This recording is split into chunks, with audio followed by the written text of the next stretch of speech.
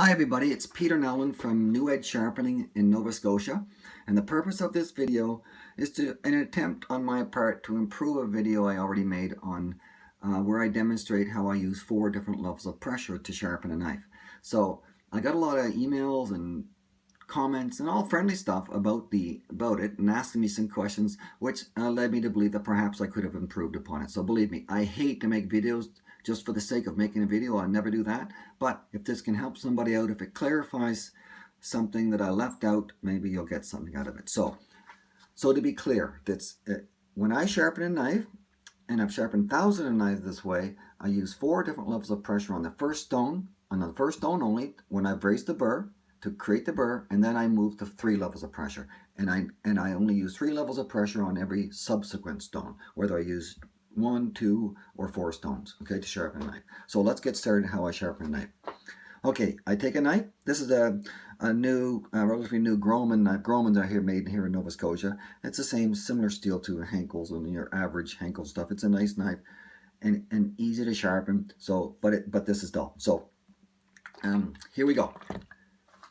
What you see me doing off screen is I dip my blade in water. It's just something I got in the habit of doing. So when I sharpen, I start the tip and I work my way to the heel and on the right side, then I start on the other side, starting at the tip. It doesn't matter how you do it. I'm not here to suggest that you alter your techniques. I'm just here to demonstrate how I'm sharing information on what I learned about manipulating pressure. Okay, so again, the knife is dull. I'm going to use maximum amount of pressure, which I call P4 pressure.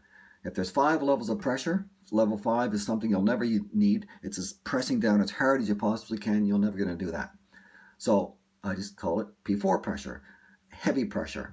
I'm using the amount of pressure appropriate and applicable in whatever I need to create the burr. If I just drag the knife along the stone without any pressure at all, it's going to be an eternity before I can create the burr. So I'm using common sense guides me to tell me that how hard I have to push down.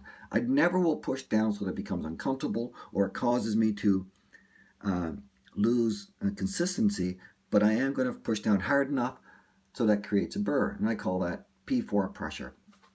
I've measured on a scale as it was suggested to me by a good, nice fella, and it was about 5 to 6 pounds of pressure at this stage. But you're not going to go and get a scale to do that and measure that. You're just going to use common sense and press down as hard as you need to get the burr form. So again, I'm starting at the tip. I start at the bottom of my stone, and I'm using a lot of pressure here, but not too heavy so that I get tired after a while. I'm just using it enough so that it's me and the stone working together here. Then I work down to the tip. And I'll do this a couple times on each side, and then I'll check my work. Always check your work, just don't grind away. And if you're starting with say a 150 grit stone, you'd have to check your work more often, perhaps not use as much pressure, because that stone is going to work a lot more quickly. So I can definitely feel a burr. You feel that? And then, so I'm going to, that's my signal, to switch sides. So I start at the heel. I'm looking where I'm my angle, applying pressure with my fingers, because that's where the sharpening is taking place. And I'm going to go this, and going for it. Again, P4 pressure, burr forming pressure. Again, you're up, my elbow's up, tucked in at this tip area. And I'm going back down. And again, I'm going to do this a couple times on this side so I can raise the burr on the other side. I'm going to monitor my work here very shortly.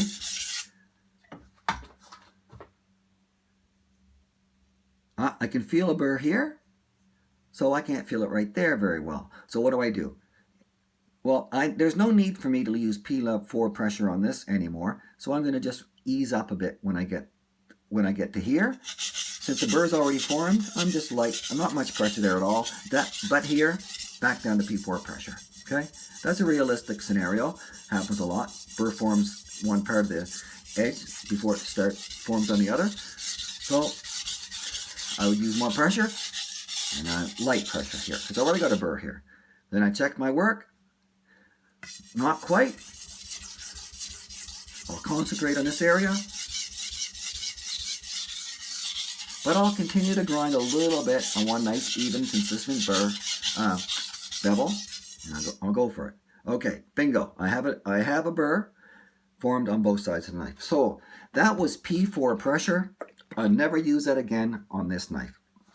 Now I'll go to P3 pressure, which is I'm reducing my pressure by about half. So there's no need. I don't want to create a burr anymore. You never need to create more than one burr in a knife. Now, it doesn't mean you're not going to do that, but now it's all about burr removal and cleaning the edge. Okay, now it's refining. And I'm using this stone, this coarse stone, to refine the edge. And now it's pretty quick. I go from tip to heel with minimum, I've really reduced my pressure. And then I go from heel to tip on the other side, P3 pressure. Now, because I'm making sure that that burr is gone. Now, P2 pressure, even more reduced. I'm down to about a pound of pressure here. And it's very smooth and focused work here. Always watching my angle. And I'm aware that this is a coarse stone. I do not want to be removing metal needlessly. So I'm just manipulating pressure as necessary to clean this edge. And I think this is where it's the only difference is that I used to sharpen at.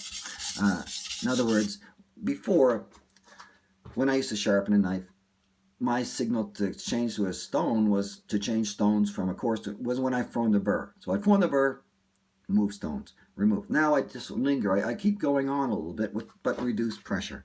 And I found it really has aided in my knife sharpening. It's made the knife sharper, basically. So that was P2.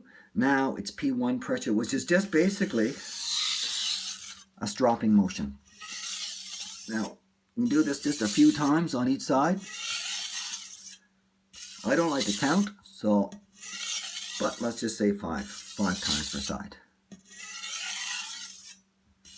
Remember what you're doing here.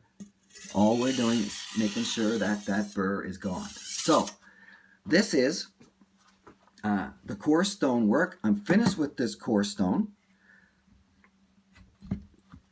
And I'm going to move on to a 1000 grit Nano Ochrocero stone. Okay?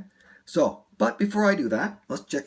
We can check the knife to make sure I can check the knife to make sure that I've done my work properly, the nice even bevel, and that it's sharp. So, it was very dull. I should be able to slice through this telephone book paper now. It should be. It's wet. So the paper is wet, but so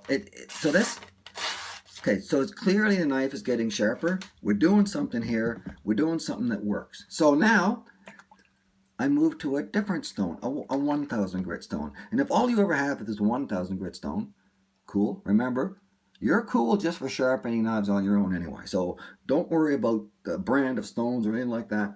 Just use whatever you have. I'm not here to sell you anything. I'm just sharing information. Okay.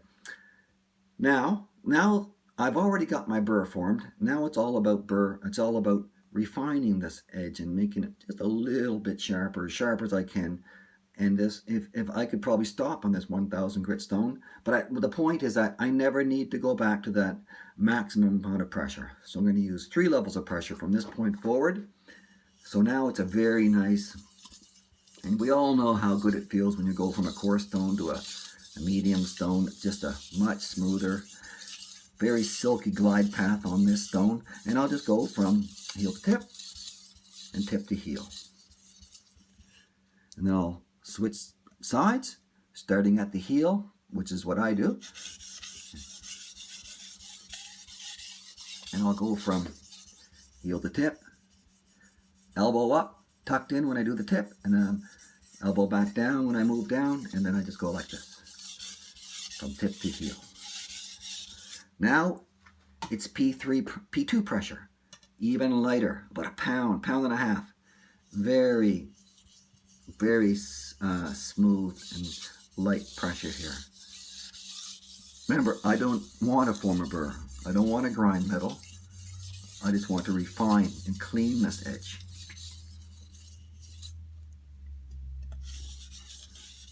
Again, so we're at P2 pressure here. Now, at this stage, when I do a knife, I'll always check the knife for sharpness after this on this medium stone or a 1000 grit stone, and I'll see how sharp it feels at this level.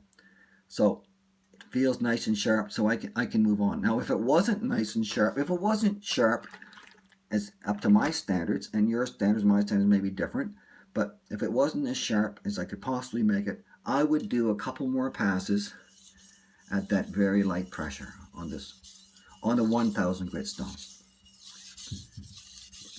I'm always keeping in mind that this stone is an abrasive. It can remove metal. I don't need to remove metal because I've already did that. But I am just refining here. So now I'm going to move to P1 pressure again, which is just really the final stroke, we'll call it. Always making sure that the edge is in contact with the stone, and the pressure is now so light that I'm almost lifting the knife off the stone. Just cleaning it. I don't want any metal debris hanging on there. With a nice clean, the sharpest knives I've ever seen are always clean, those with clean edges. Okay, so this knife, Peter Nowlin knows what he's talking about. It should be nice and clean. It should effortlessly, you know what I'm trying to say, slice through a tomato or anything like that. Or if you're cooking paper here, you can, it should go through that nicely. So that is how I sharpen, and the purpose again of the video was not to listen to myself, but just to further clarify any of the points made in my previous under pressure video. So this is a 1000 grit finish. There's no need for me to keep going. If you want to, go for it, but there's no need to finish this knife any higher than 1000 grit. Thank you very much.